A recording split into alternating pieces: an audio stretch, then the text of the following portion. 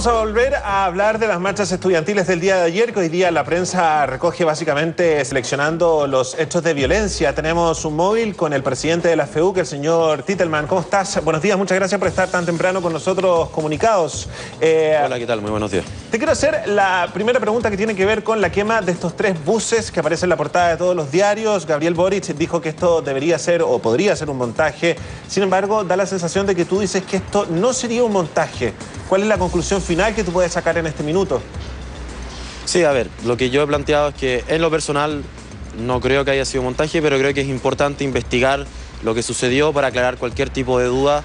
Existen imágenes que explican por qué algunas personas han sostenido esta posibilidad, pero en lo personal yo no creo que haya sido montaje. ¿Por qué no crees que es un montaje? Porque hemos visto imágenes en el último tiempo en las noticias que muestran que habían personas en los buses, y yo creo que una acusación tan grave como esa es importante recaudar toda la evidencia antes de emitirla.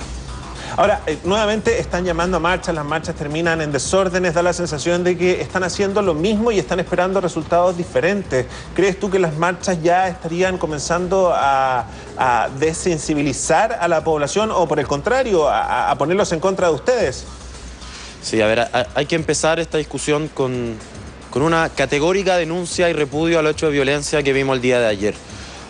Los hechos de violencia que vimos ayer no representan a los cientos y miles de estudiantes de nuestro país. Disculpa que te interrumpa. Yo tengo la convicción de que los estudiantes son mejores de las imágenes que vimos el día de ayer. Y por lo mismo, porque no queremos perder el apoyo de la ciudadanía, que sabemos que finalmente es la única fuerza que tiene el movimiento, es que tenemos que empezar a tomar medidas para que este tipo de situación no vuelva a ocurrir. Y en ese sentido queremos que las movilizaciones en el futuro no se vuelva a incidir en este tipo de imágenes, porque son inaceptables y absolutamente condenables. Disculpa que te interrumpa, este es un discurso que yo vengo escuchando desde ya hace mucho tiempo. O sea, nuevamente te vuelvo a repetir lo mismo. Con tu respuesta da la sensación de que están haciendo lo mismo y esperando un resultado diferente. Ya creo que hemos llegado a un punto en que esa respuesta deja de ser válida, ¿no?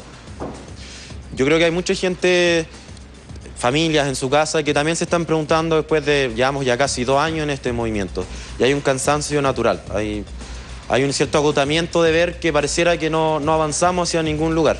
Y por lo mismo es importante que como estudiantes seamos responsables, que estemos a la altura de lo que está pasando, porque efectivamente hay mucha injusticia de nuestro sistema educacional que todavía no están resueltas, y es importante que no bajemos los brazos, que sigamos de pie exigiendo estas transformaciones.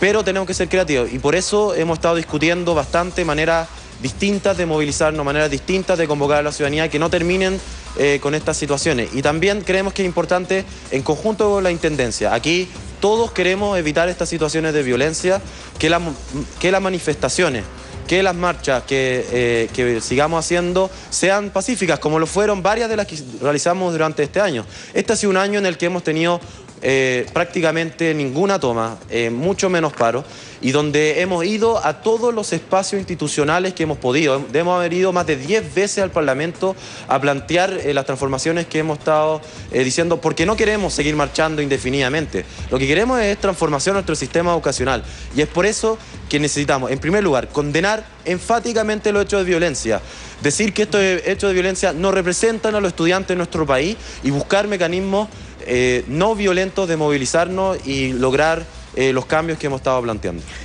No, es difícil saber sin tener pruebas y sin tener elementos a la mano si es que efectivamente lo de ayer en la quema de los buses es un montaje o finalmente es un poco más de lo mismo, que es que hay un grupo que parece ser minoritario, de lumpen, que se infiltra en cualquier tipo de manifestación, no solo en la de ustedes, sino que en otras también, y provoca estas mismas escenas. Lo que es una lata para los movimientos sociales, porque finalmente la noticia parece ser esa y no lo que ustedes están reclamando.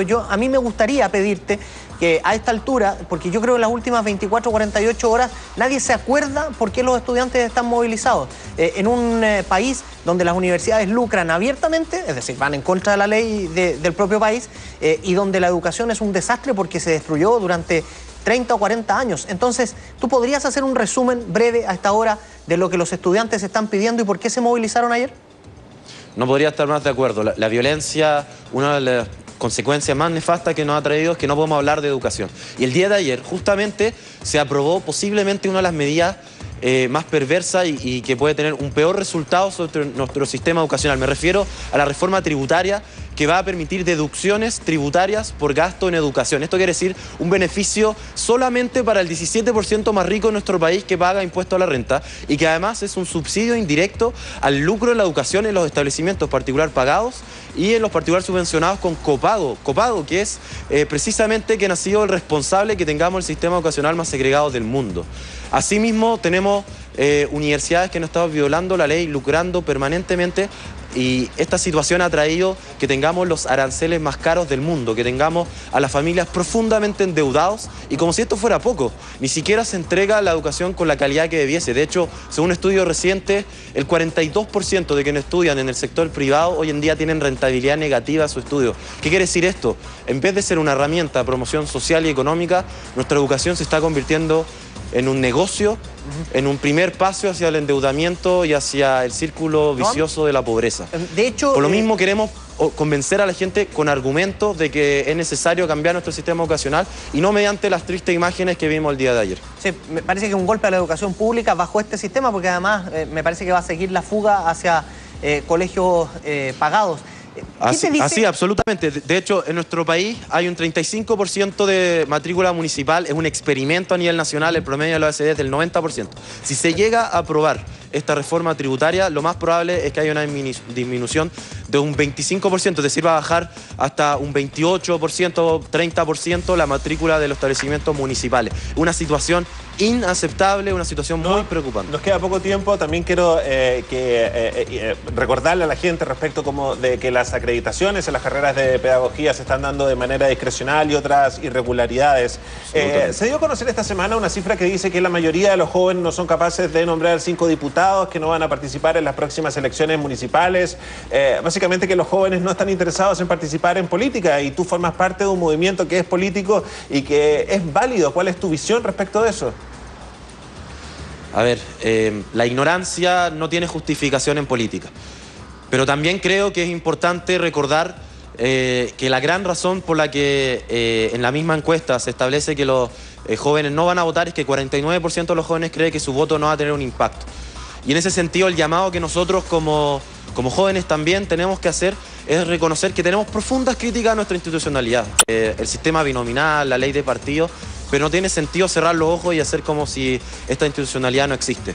Y si queremos mejorar la calidad de nuestra política, tenemos que hacer que nuestro voto cueste, tenemos que hacer que los políticos sientan que no tienen asientos con nombre y apellido, que no tienen garantizadas las próximas elecciones, y tenemos que exigirles que mejoren la calidad de nuestra política. Y mientras los jóvenes no lo hagamos, no podemos seguir esperando pasivamente a que estos cambios ocurran. Y el llamado que yo hago personalmente es que cada uno de nosotros se informe, que cada uno de nosotros vaya y vote. Por último, que vote nulo, pero que lo haga con plena conciencia del efecto que eso va a tener sobre la facilidad con que los políticos hoy en día en nuestro país se reeligen. No, a mí finalmente, porque nos pilló el tiempo, que algunos de ustedes sean incluso candidatos para canalizar esas peticiones y esas demandas que tienen, ¿es una opción válida? ¿Lo han conversado así entre ustedes, que son los más visibles del movimiento?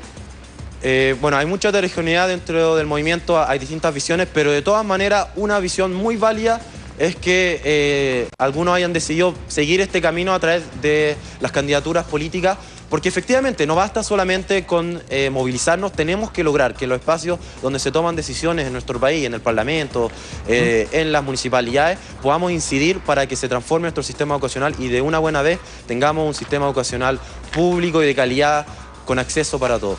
Noam Titelman, muchísimas gracias por atender a Hora 7 de la Red hoy en la mañana. Muchas gracias por la invitación, muy buenos días. Bueno, hay que ser